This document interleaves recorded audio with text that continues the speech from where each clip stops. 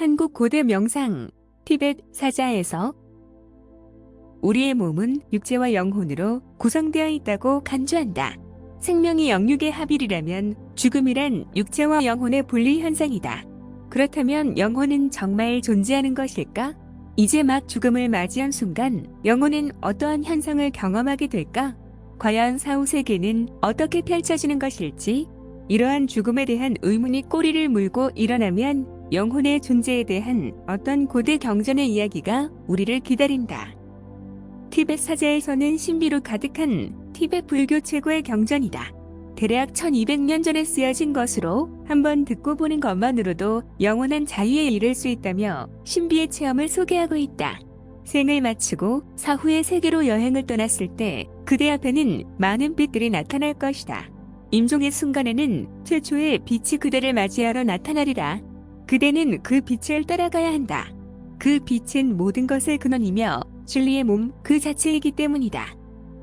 만일 그대가 그 빛을 깨닫는데 실패한다면 그 다음에는 또 다른 빛들이 나타날 것이다. 그리고 그 빛과 함께 수많은 신들이 그대 앞에 등장한다. 어떤 신은 평화의 신이고 어떤 신은 분노의 신이다. 그대가 이 모든 빛들과 신들에게로 돌아가는데 실패한다면 그대는 점점 깊은 어둠 속으로 떨어질 것이다. 그리고 공포의 환영들이 그대를 사로잡으리라. 그대는 사지가 산산이 찢기고 심장이 꺼내져 내동댕 잊혀지며 머리가 부서질 것이다. 그러나 그 끝없는 고통 속에서도 그대는 죽을 수가 없다. 마침내 그대는 다시금 세상에 태어나기를 원하게 되고 어두운 무의식 상태에서 어느 현장, 어떤 여인의 자궁 속으로인가 황급히 뛰어들게 된다. 그렇게 해서 49일은 지나가고 그대는 다시금 생과사의 수레바퀴로부터 헤어날 수 없게 된다. 티벳 최고의 스승 밀라레빠의 제자 파드마 삼바바가 기술한 죽음의 보고서 사자에서는 윤회의 당위성을 부각하여 세계 심리학계의 새로운 이정표가 된다. 특히 현대 심리학 대가 중의 한 명인 칼 융은 인간은 자아를 통해 인식되는 의식뿐 아니라 우리가 지나치기 쉬운 무의식에도 사실상 집중하고 있음을 밝히고 있다. 그리고 무의식의 근원이 윤회설에 입각하고 있음을 서술하고 있다고 주장한다.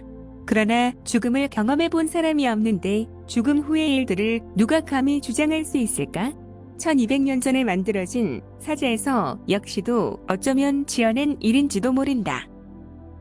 우리나라에서는 본래부터 대대로 전해오는 명상법이 있다. 통일 신라의 최초원은 나라에서 대대로 전해오는 도가 있으니 그것은 현묘지도이다라고 말한다. 한국 고대 명상 현묘의 도의 경전은 사후의 세계를 티벳 사자에서와 다르게 표현한다. 죽음 이후에 나타나는 사후의 세계는 어둠의 세상이다.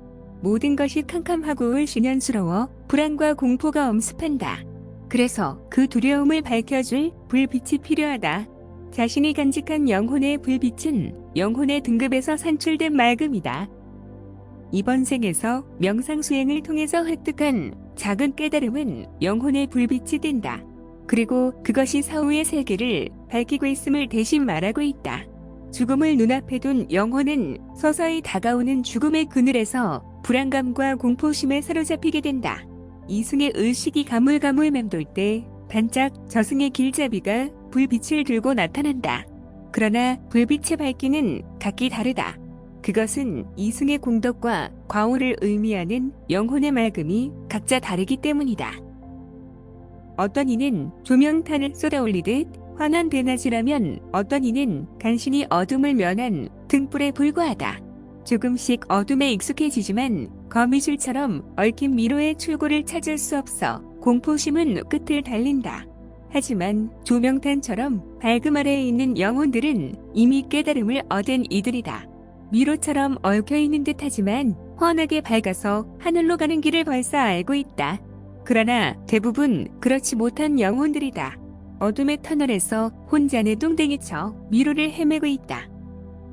하지만 희미한 불빛으로는 감을 잡을 수 없어 불안감과 공포는 극으로 달린다. 시간이 불과 얼마 지나지 않았다고 모두가 생각하겠지만 이승의 시간은 이미 49일이 지났다. 이승의 시간과 저승의 시간과는 많은 차이가 있다. 그런 연유로 불가에서는 49제로 영혼을 달랜다. 순간 긴장의 몸짓이 시작되면서 마침내 기다리던 이숭에서 자신이 만들어낸 빛의 인도를 받으며 각자의 저승 행로에 들어선다. 본인은 완전한 길이라 선택했지만 그곳은 뱀의 몸일 수도 있고 혹은 축생의 몸일 수도 있다.